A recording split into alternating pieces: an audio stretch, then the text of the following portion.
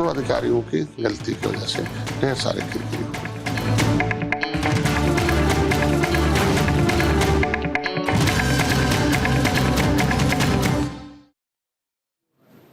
नमस्कार, आप देख रहे हैं न्यूज इंडिया। मैं हूं आपके साथ पूजा मोहन पांडे।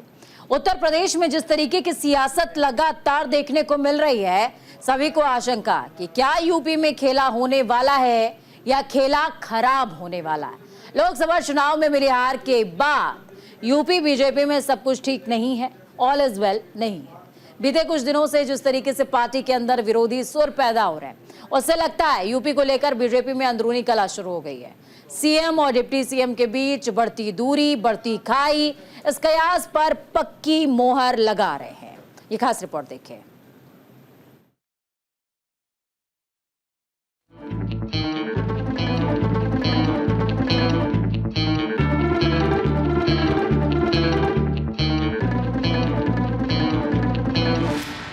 पिछले कई दिनों से उत्तर प्रदेश की राजनीति काफी सुर्खियों में बनी हुई है। लोकसभा चुनाव में मिली हार के बाद लखनऊ से लेकर दिल्ली तक बैठकों का सिलसिला जारी है। बीजेपी नेता हार पर ताबड़तोड़ बैठकें कर रहे हैं। ऐसे में यूपी के मुखिया और डिप्टी सीएम के बीच बढ़ती दूरी पार्टी के अंदर सियासी उठापटक के सबूत दे रही है। उत्तर प्रदेश की राजनीति में क्या चल रहा है? पिछले कुछ दिनों से एक ही सवाल सियासी गलियारों में तैर रहा है। बयानबाजी, मुलाकातें और अंदर खाने बैठकों की खबरों ने यूपी के माहौल को गरमा दिया है। केशव जी से भी यही बात हुई कि भाई पिछड़ों के नेता हो, पिछड़ी जातियां कैसे हम लोग साथ रहेंगे, उनके वादा किया था। और तमाम ऐसे मुद्दे हैं जो आरक्षण के मुद्दे हमारे जो है आज के दिन में यहाँ भी है वहाँ भी है, कि हम लोग जो वादा करके आए थे कि सपा बसपा कांग्रेस ने हमारे आरक्षण के मुद्दे को नज़रअंदाज किया और भारतीय जनता पार्टी के साथ रहे। और अधिकारी ऐसे घुमा रहे हैं जिसकी वजह से वो प्लेटफॉर्म पर नहीं आ रहा, तो समाज में हम क्या लेके जाएंगे। उपचुनाव में अभी हम लोगों ने जो लोकसभा का चुनाव था उसमें 30% के ज़्यादा निषाद उदासीन हो गए, वोट ही नहीं डालने गए, या उन लोगों ने कहा भाई हमारे काम नहीं हो रहे हैं। तो ये तमाम बातें रही हैं। लेकिन बीजेपी के दिग्गज नेता कह रहे हैं कि संगठन मजबूत है और पार्टी में ऑल इज वेल है। अगर सच में ऐसा है तो फिर सीएम और डिप्टी सीएम के बीच दूरी क्यों बढ़ रही है? यूपी में हाल ही में हुई बैठकें बताती है कि यूपी में सीएम योगी आदित्यनाथ और डिप्टी सीएम केशव प्रसाद मौर्य के बीच सब कुछ ठीक नहीं चल रहा है। पिछले कुछ दिन पहले केशव प्रसाद मौर्य ने बयान देकर पार्टी की अंदरूनी कलह को उजागर किया था। संगठन सरकार से बड़ा है।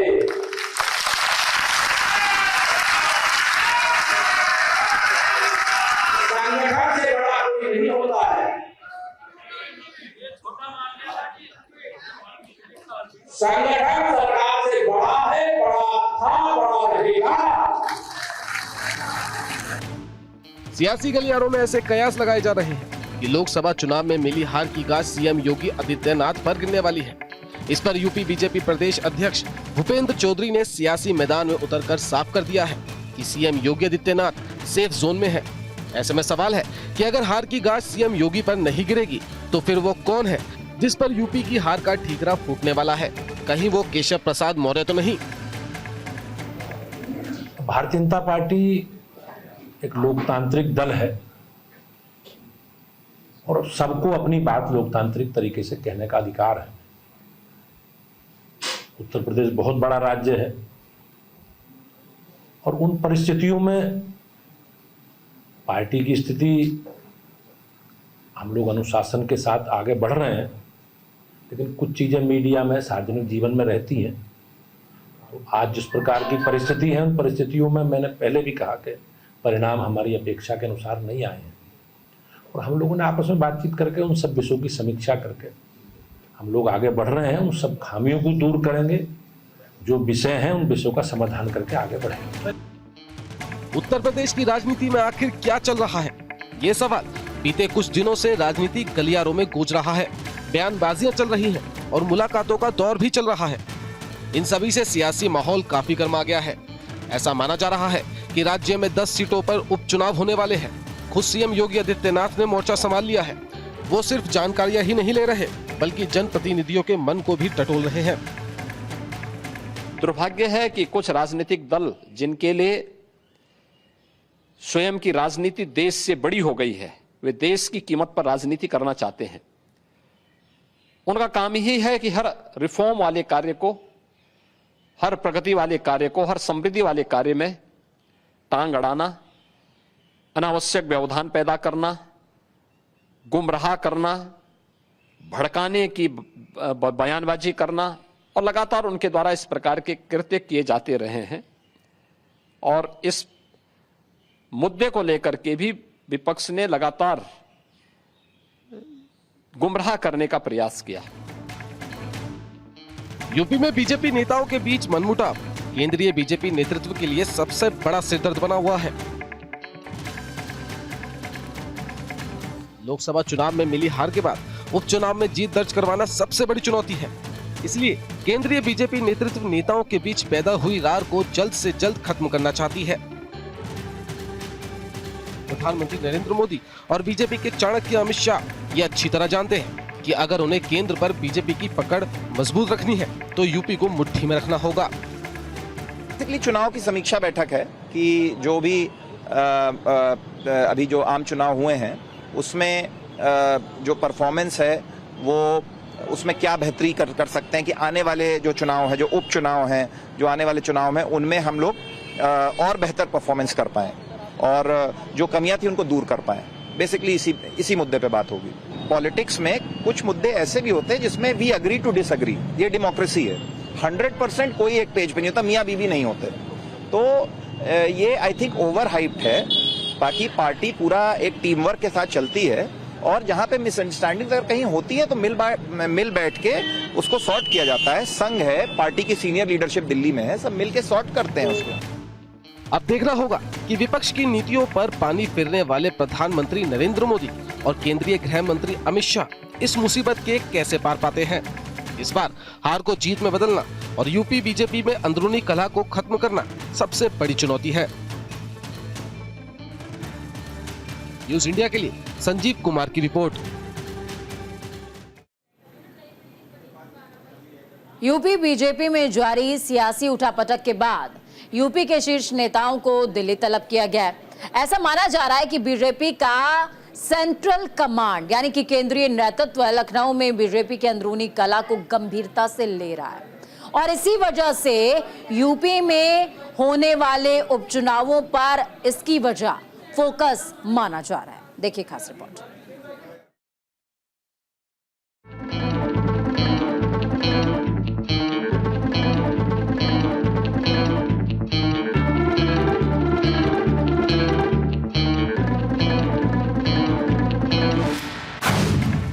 बीजेपी आला कमान का प्लान बी तैयार। यूपी उपचुनाव में खिलेगा कमल। लोकसभा की हार के बाद मंथन तेज। लखनऊ में घमासान, दिल्ली में निदान। लोकसभा चुनाव में मिली हार के बाद यूपी बीजेपी में उठा सियासी घमासान रुकने का नाम नहीं ले रहा है, जिसको लेकर प्रधानमंत्री नरेंद्र मोदी और अमित शाह अपनी नजर बनाए हुए हैं। यूपी से जिस तरह से बीजेपी नेताओं की बयानबाजी हो रही है, उससे केंद्रीय बीजेपी नेतृत्व बुरी तरीके से परेशान है। यूपी में बीजेपी नेताओं के बीच पैदा हुए मतभेद को दूर करने के लिए बीजेपी आलाकमान अब फुल फॉर्म में है। इसीलिए दिल्ली में CM Yogi Adityanath, deputy CM Keshav Prasad Maurya, Brajesh Pathak, UP BJP प्रदेश अध्यक्ष भूपेंद्र चौधरी और संगठन महामंत्री धर्मपाल सिंह को बीजेपी आलाकमान के सामने पेश होना था। मुख्यमंत्री जी के साथ हम लोग आज से नहीं, जब मैं पहले कहीं भी रहता था तब भी उनके साथ था, मेरे स्वर्गीय पिताजी भी उनके साथ थे और आगे भी हम लोग उनके साथ कदम से कदम मिला करके प्रदेश के विकास में उनका साथ देंगे। दिल्ली आने से पहले सीएम योगी आदित्यनाथ ने यूपी में कई बैठकें की। दिल्ली में बीजेपी आलाकमान के सामने पेश होने से पहले उन्होंने काफी होमवर्क किया। अब तक वो 100 से ज्यादा विधायकों से मिले हैं। सहयोगी दलों के मंत्रियों से भी बातचीत की। हालांकि योगी के लिए चिंता की बात यह है कि कई विधायकों ने सरकार और अफसरों को लेकर शिकायत की है। एक दो ऐसे अधिकारी हैं, ऐसा नहीं है, नजरअंदाज करते हैं। चूंकि एसपी से मैं खुद बात कर रखा था तो उनको जाकर उस व्यक्ति को पीड़ित हो चुकी, जब खुद पुलिस जज बन जाएगी तो समाज संतुष्ट नहीं हो पाएगा। तो ऐसे में मैंने बताया ज्यादातर अधिकारी ठीक हैं, क्योंकि अगर ठीक नहीं होते तो हम उत्तर प्रदेश को सर्वोत्तम प्रदेश आज के जो वादा किया था शांति कैसे दे पाते। लेकिन एक दो अधिकारियों की गलती की वजह से ढेर सारे किरकिरी हो रही है। विरोध की आवाज के बीच सबसे मुखर डिप्टी सीएम केशव प्रसाद मौर्य रहे। सीएम योगी के साथ साथ मौर्य भी विधायकों और सहयोगी दलों के नेताओं से मिले। केशव जी तो केशव जी हैं, कार्यकर्ता के जहां केशव जी चले जाते हैं, कार्यकर्ता में जब निराशा भी ऊर्जा आ जाती है। 325 सीट उनकी लीडरशिप में आई है, सारा प्रदेश जानता है। तो केशव जी का अपना एक अलग जलवा है यार, प्रदेश का एक कार्यकर्ता मानता है। और उनकी बात को जो अभी आप लोग भी बार बार दोहरा रहे थे, संगठन हमेशा ही ऊपर होता है। अब ये मैं नहीं कह रहा, संगठन नहीं होगा विधायक कहां से बनूंगा मैं, जब विधायक नहीं बनूंगा सरकार कहां से बनेगी। तो ये कोई अखबार वालों ने चला दिया जी ऐसा है वैसा है कि मुख्यमंत्री के बीच में डिप्टी सीएम के बीच में कोई खींचतान है, तो ऐसा कुछ है नहीं, कोई खींचतान नहीं है। सबके अंदर प्रेम भाव है, सब अपना काम कर रहे हैं। जो अधिकारी ये कोशिश करते हैं कि बड़े नेताओं के बीच टकराव है दिखाने का, कहीं ना कहीं उनके खिलाफ कार्रवाई होगी। और वो अधिकारी दुर्योधन का रूप है, तो वो केशव को ना बांध पाए ना बांध पाएंगे। इस सबके बीच सीएम योगी ने सिराथू सीट से केशव प्रसाद मौर्य को हराने वाली विधायक पल्लवी पटेल से मुलाकात की। यूपी बीजेपी में चल रही उठापटक को देखते हुए सीएम योगी आदित्यनाथ के साथ हुई इस मुलाकात के सियासी मायने निकाले जा रहे हैं। माना जा रहा है कि 10 विधानसभा सीटों पर उपचुनाव होने जा रहे हैं। ऐसे में मुख्यमंत्री योगी आदित्यनाथ ने खुद मोर्चा संभाल लिया है। वो न सिर्फ तैयारियों की जानकारी ले रहे हैं, बल्कि समीक्षा बैठक में विधायकों के मन को भी टटोल रहे हैं। कि जब कैबिनेट की बैठक होती है तो दोनों डिप्टी सीएम गायब रहते हैं। आजकल मुख्यमंत्री जी वो समीक्षा बैठकें कर रहे हैं मंडल वाइज, वहाँ भी डिप्टी सीएम गायब है। तो ये सवाल तो उठेगा ही। और ये सवाल समाजवादी पार्टी ही नहीं, उत्तर प्रदेश की जनता भी पूछ रही कि आखिर उत्तर प्रदेश भारतीय जनता पार्टी में क्या चल रहा है। केवल संगठन ही में नहीं, सरकार में क्या चल रहा है कि 2 डिप्टी सीएम जो कैबिनेट मंत्री हैं वो कैबिनेट की बैठक में शामिल नहीं होते। तो सब कुछ ठीक नहीं है। इसको बताने के लिए यही काफ़ी है कि कैबिनेट बैठक में जो है दोनों डिप्टी सीएम सामने नहीं होते। इसलिए आदरणीय अखिलेश यादव जी ने कहा कि भारतीय जनता पार्टी में सब कुछ ठीक नहीं है। केशव प्रसाद मौर्य जी भले उस पर कोई भी जवाब दे, लेकिन वो क्यों नहीं बताते कि कैबिनेट की बैठक में क्यों नहीं जा रहे हैं। डिप्टी सीएम क्यों नहीं कैबिनेट की बैठक में शामिल होते, क्यों नहीं मुख्यमंत्री जी के साथ बैठकों में जा रहे हैं। तो ये सवाल उठ रहा है और ये सवाल उठता रहेगा। भारतीय जनता पार्टी का ये अंदरूनी झगड़ा है और जनता वो परेशान है। यूपी में होने वाले उपचुनाव में कमल खिलाने के लिए बीजेपी ने प्लान बी बनाया है, जिसको लेकर दिल्ली में बीजेपी आलाकमान ने यूपी बीजेपी के शीर्ष नेताओं के साथ बैठक की। इस बैठक में सीएम योगी आदित्यनाथ और सूबे के डिप्टी सीएम की मौजूदगी में यूपी बीजेपी प्रदेश अध्यक्ष के साथ लोकसभा चुनाव की हार पर मंथन हुआ। साथ ही बीजेपी आलाकमान ने अंदरूनी कलह को लेकर के भी तीखा मैसेज दिया है।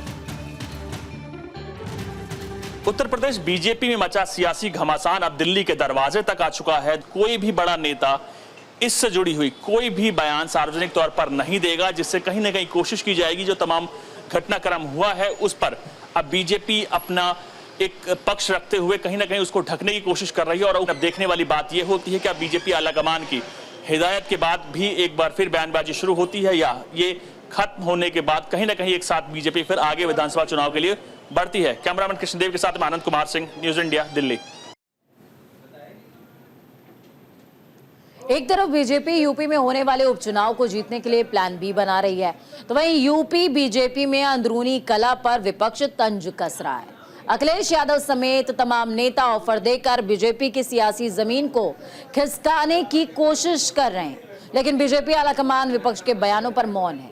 यूपी में सियासी जमीन तलाश रहा विपक्ष ऑफर देकर बीजेपी में सेंध लगाने की फिराक में है। देखिए।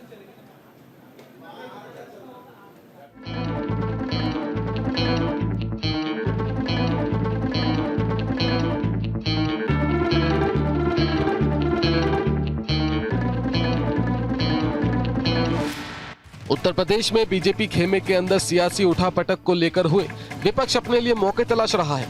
विपक्ष का दावा है कि यूपी में बीजेपी सरकार बस चंद दिनों की मेहमान है। ऐसे में बीजेपी नेताओं की बयानबाजी इस बात का सबूत है कि यूपी बीजेपी में जरूर कुछ गड़बड़ है। जिस तरह से विपक्ष एक के बाद एक ऑफर दे रहा है, उससे लगता है कि यूपी में बीजेपी सरकार संकट में है। योगी सरकार बेनकाब हो चुकी है और योगी सरकार का पूरा पल्ला साफ हो चुका है और योगी सरकार की कलाई खुल गई है।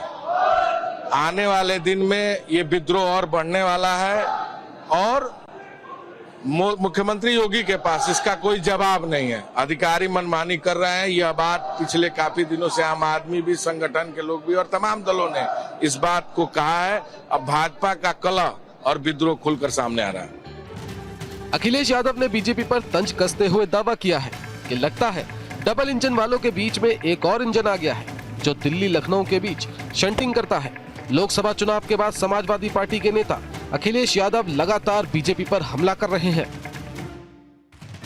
समाजवादी पार्टी के अध्यक्ष और उत्तर प्रदेश के पूर्व मुख्यमंत्री अखिलेश यादव ने प्रदेश बीजेपी में मतभेद होने की अटकलों के बीच तंज कसते हुए कहा था कि उप मुख्यमंत्री केशव प्रसाद मौर्य मोहरा है। इस दौरान उन्होंने राज्य में कथित भ्रष्टाचार को लेकर सीएम योगी आदित्यनाथ सरकार पर भी हमला बोला था। तो स्वास्थ्य विभाग वो दिखाई दे रहा है और कितना भ्रष्टाचार होगा उसमें पता ही नहीं। ये तो कुछ खुल रहे हैं और ये खुल इसलिए रहे हैं कि कुछ लोग मोहरा बन गए हैं।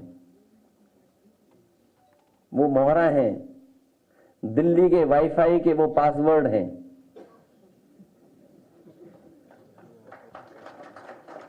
ये नई तरह की टेक्नोलॉजी, तो टेक्नोलॉजी के हिसाब से बोलना पड़ रहा है।